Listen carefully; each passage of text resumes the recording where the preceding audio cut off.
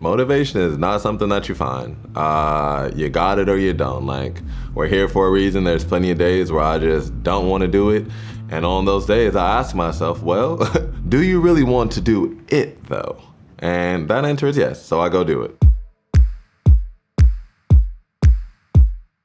For me, a big motivator is obviously bringing home another gold, and I try to just visualize that and remember that. But really, I don't do this for myself and more do it, for the people I love. I want to make people proud, and then obviously I want to think about the effect it's going to have on, girls that look up to me, because that's one of my favorite things, getting messages from like younger girls that are excited and inspired. So I think I just try to think about, if I do this and I can pull another gold out, that's going to change the world in a way.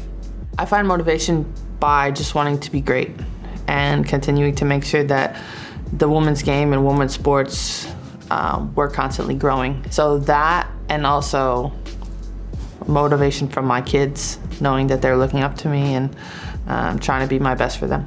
I don't really need motivation to do anything. It's more of just, I know that I have to do it, so I go and do it. It's like me walking into work, or me drinking water, or me, I don't know, like doing laundry. When I'm in the thick of training, my motivation comes from my husband, and it also comes from my goals that I've set for myself, to where I want to be and who I want to be. Motivation, it comes and goes, like motivation does, unfortunately.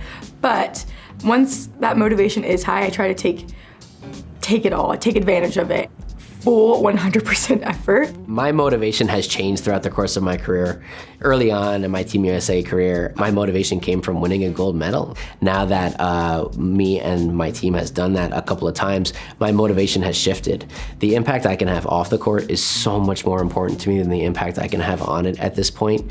My life and my world completely changed the day that I found wheelchair basketball, and I am working so hard to provide that experience to as many people with disabilities as possible. We need to raise the awareness of adaptive sports. We need to raise the impact adaptive sports can have on people with disabilities. I find the motivation from my family. Anytime I'm training, usually I'm away from them. So just really trying to be intentional with the time that I'm taking away from my family continues to help me get through it, especially in the thick of training. So when I'm in thick training, my motivation is having really good rides, just because it inspires me to do even better. And when I don't have the best ride, I look at what I've done great and what I've done not so great, and I bring those up to really positive moments in my ride.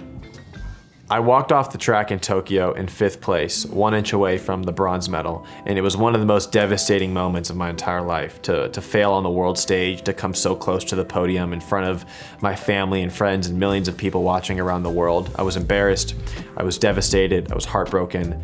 So I set my screensaver as a photo that the medalists were taking that I was watching. There's days I get up and I don't want to train. There's days where there's obstacles, roadblocks, things aren't going well, my body's feeling really tired. I open up my phone, I see a photo of the medalists that beat me in Tokyo.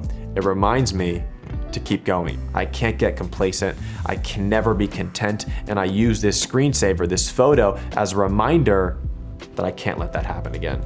It's kind of cool to see how much my body can do and how hard I can push it. If it were easy, everybody would do it. And like, to me, I'm able to do this, and it's so hard, but I'm so thankful I can do it. And a motivator is being the best I can be.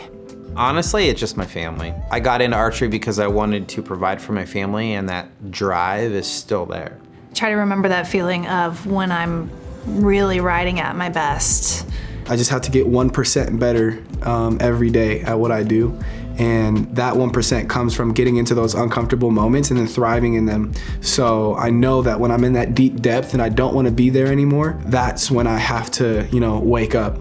Honestly, my motivation is just get it done. The biggest thing is just to continue to tell myself, you're almost done, just finish it, and then you don't have to worry about it right now.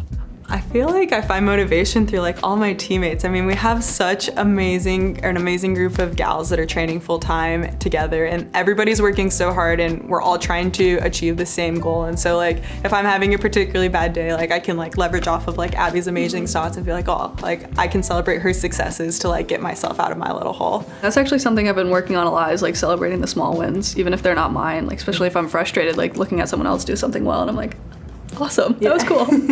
I find motivation, one, just because I haven't accomplished what I want to in my career so far, so I think that's definitely one. But my family, the people who've supported me growing up, I play for them. I want to make them proud, and I think that's as much motivation as one can need. This is where having teammates is really helpful, because on those hard days, it's really easy to look inward, and having people like Ashley or other teammates who know you really well and being able to go to them, even sometimes say like, hey, today's a rough one, and being able to acknowledge that and share it allows you to kind of move past that and allows that space for your teammate to help you. I think about my why and the whys that my teammates have. I think that that's really helpful, especially in like stretches of bad times. In moments like one of my whys is challenge. Like I love to be challenged. I play this game because it never stops challenging you. Motivation comes with me just wanting to prove or continues to prove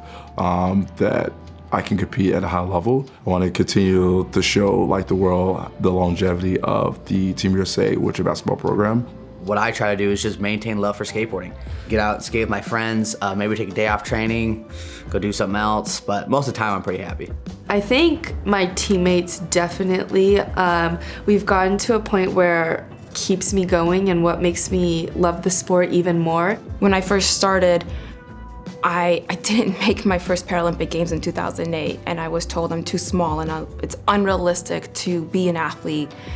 And I wanted to show young girls and young athletes that you don't have to have the perfect body type. There's no such thing as being too small or too big or whatever it is. It's just unique to yourself and finding your unique abilities. Also just being visible and being seen and helping young girls know that you can be successful in sport, and not just at your team sport in middle school and high school. You can represent Team USA and you have value and worth here, and to show what strength looks like, and it looks like sweaty muscles, and you can be beautiful and empowered, and showing that, and then showing what people with disabilities can do on the start line.